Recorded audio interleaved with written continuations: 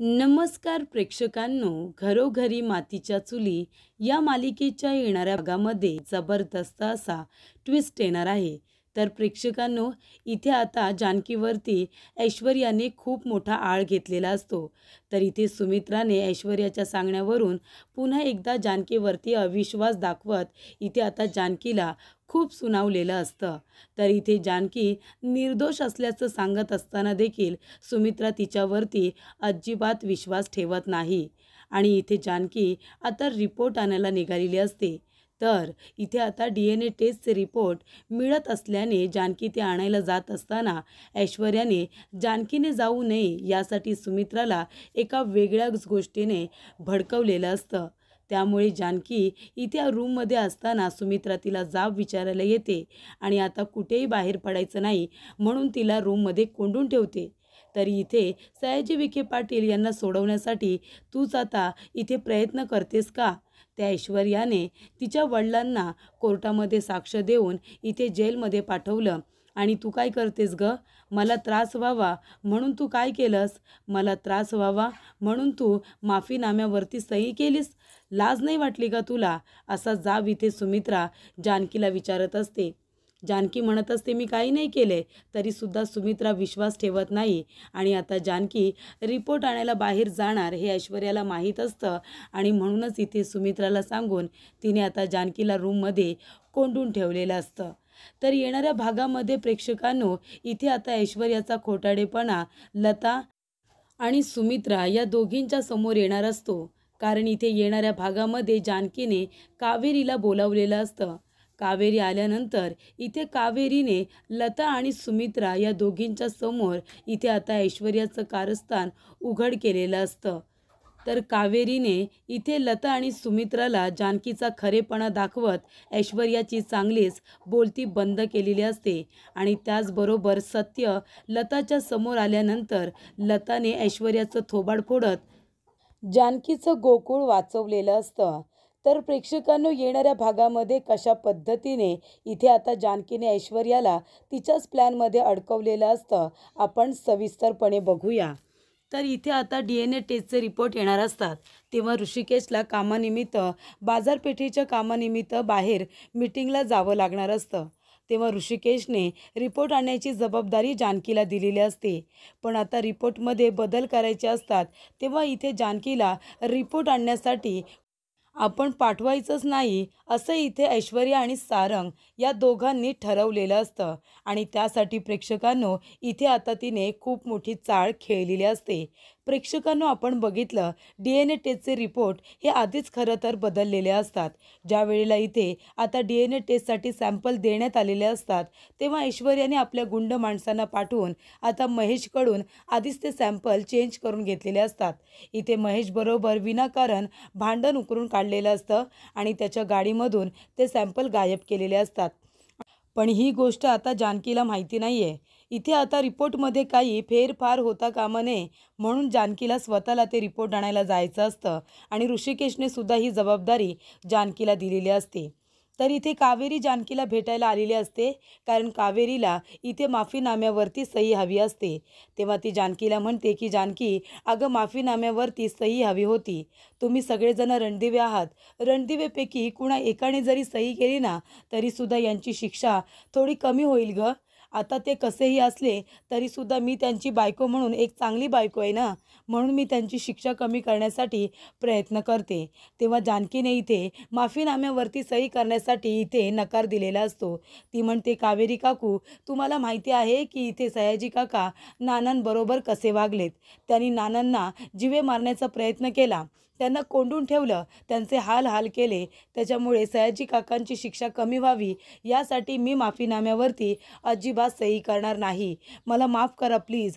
तुम्हाला दुसरं काही हवं असतं ना तर मी हसत दिलं असतं, पण माफीनाम्यावरती मी सही नाही करणार कारण माझ्या नानांना इथे सयाजी काकांनी खूप दुःख दिले. म्हणजे इथे आता जानकीचा विषय प्रेक्षकांनो संपलेला असतो. पण आता याचाच फायदा घेतलेला असतो ऐश्वर्याने. ज्या वेळेला इथे आता कावेरी जाते तेव्हा ऐश्वर्या म्हणत असते की मॉम थांब, तू इथे कशाला आली होतीस? तेव्हा ती म्हणते मी इथे कशाला सुद्धा येईन, तुला काय करायचं आहे? तेव्हा ऐश्वर्या म्हणते तू जानकीला भेटायला का आली होतीस ते मला सांग. तेव्हा इथे कावेरी म्हणत असते की माफीनाम्यावरती मला सही हवी होती, पण ती सही मिळालेली नाही आहे. तेव्हा इथे ऐश्वर्या म्हणते, तुला सही हवी आहे ना, मी हे काम करून टाकेन. तेव्हा प्रेक्षकांनो, इथे माफीनाम्याचा आता आधार ऐश्वर्याने घेतलेला असतो. कारण ऋषिकेश जेव्हा जानकीला म्हणत असतो, तुला जाऊन रिपोर्ट आणायचे आहेत, ते कलेक्ट करायचे आहेत, ही गोष्ट लताने ऐकलेली असते आणि लता जाऊन ऐश्वर्याला सांगते की जानकी रिपोर्ट आणायला जाणार आहे हॉस्पिटलमध्ये. तेव्हा ऐश्वर्या म्हणते, काही झालं तरीसुद्धा जानकीने जाता कामा नये, कारण तो रिपोर्ट काय आलं हे आपल्याला बघावं लागेल. जर निगेटिव्ह आला तर आपल्याला त्याला पॉझिटिव्ह करायचं आहे, तेव्हा रिपोर्ट तर आपल्याच हातामध्ये आले पाहिजे. तेव्हा आता माफीनामाच्या अर्जामध्ये इथे आता जानकीला कसं अडकवायचं याचा विचार ऐश्वर्याने केलेला असतो. ऐश्वर्या म्हणते, सारंग, तुम्हाला फक्त एक काम करायचं आहे, तुम्हाला ह्या माफीनाम्यावरती जानकीची सही करायची आहे. तेव्हा सारंग म्हणत असतो की ऐश्वर्या, मला जानकी वहिनीची सही करता येते, कारण ती घरावरच्या बिलांवरती खूप सह्या करायची, तेव्हा मी तिची सही लक्षात ठेवली आहे. तेव्हा ऐश्वर्या म्हणते, मग सारंग, या माफीनाम्यावरती तुम्ही सही करा, कारण ते आता जानकीची वाट लावायची आहे. तेव्हा माफीनाम्यावरती सारंगने सही केलेली असते. तेव्हा इथे आता ऐश्वर्या येते आणि सुमित्राला म्हणत असते की आई, तुम्हाला माहिती आहे त्या जानकीने काय केलं आहे? इथे माझी ममा आली होती आणि तिने सांगितलं की माझ्या वडिलांची शिक्षा कमी करायची आहे म्हणून. तेव्हा माफीनाम्यावरती एका रणदिवेची सही हवी आहे, पण तुम्ही सही करणार नाही, नाना सही करणार नाही, ऋषिकेश सही करणार नाही, आम्ही दोघेजणसुद्धा सही करणार नाही, पण जानकी मात्र सही करेल.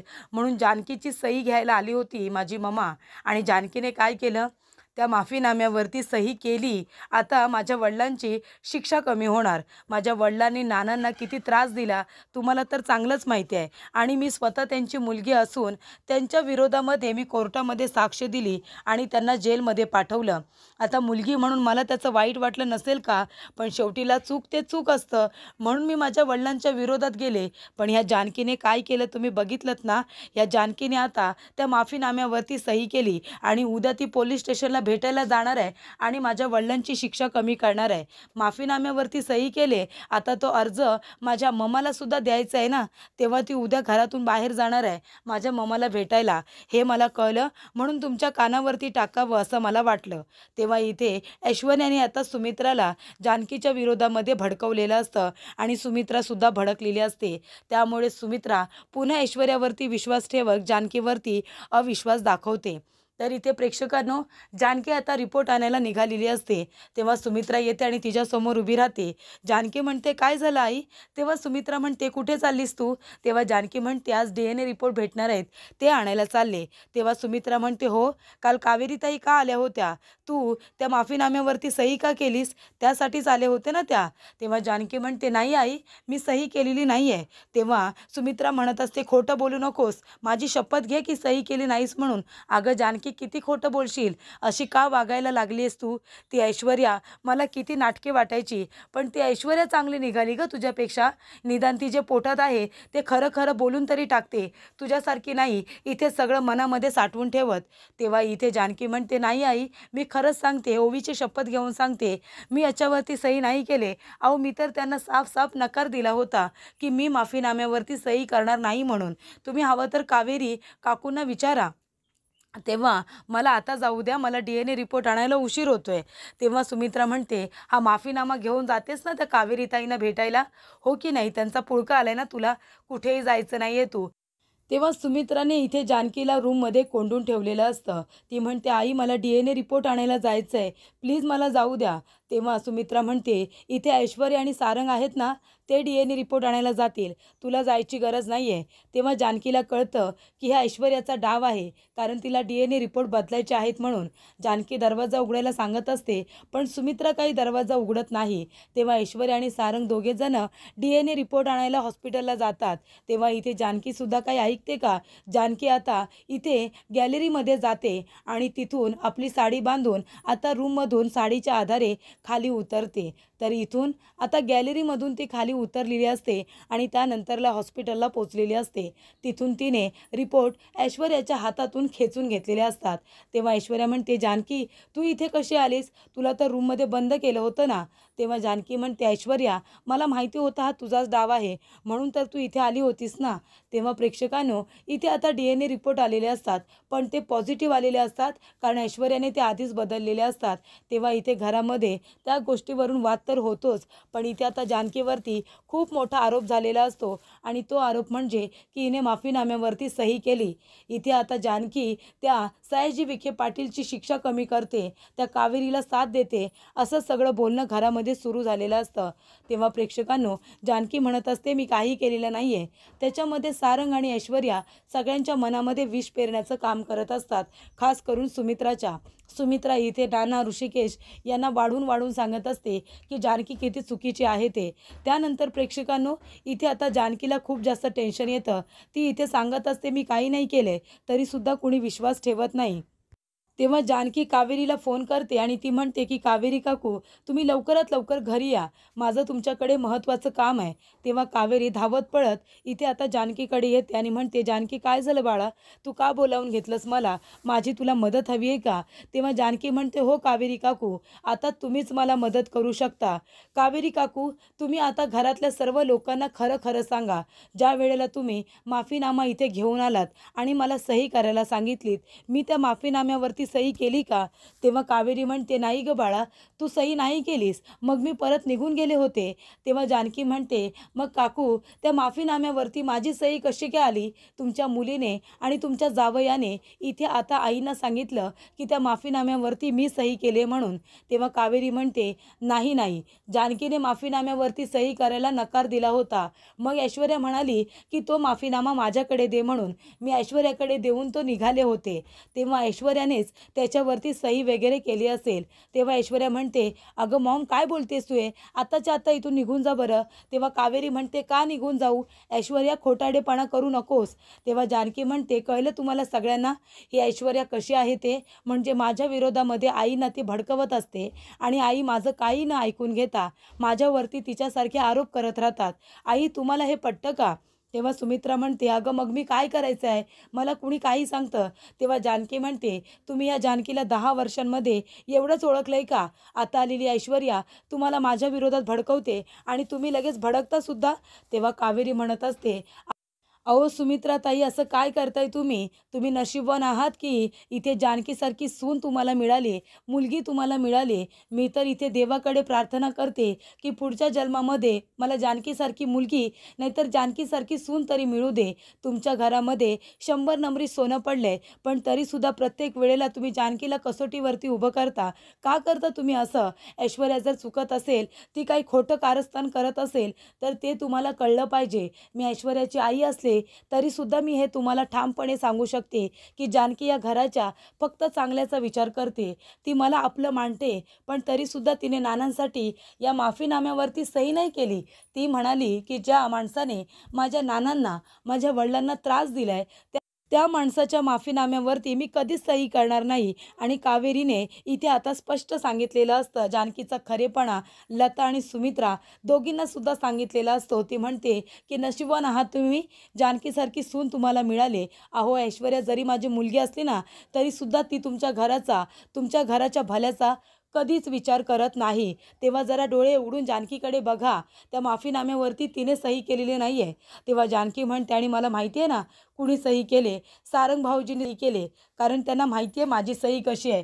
हो ना सारंग भाऊजी, खरं खरं सांगा, तुम्हाला ऐश्वर्याची शपथ आहे, तुम्ही सही केली आहे ना, तुम्हाला शपथ ऐश्वर्याचीच द्यायला पाहिजे, कारण आता तुम्ही आईंजवळ सुद्धा खोटं बोलायला लागलाय ना, त्यांची शपथ देऊन सुद्धा आता काही होणार नाही आहे.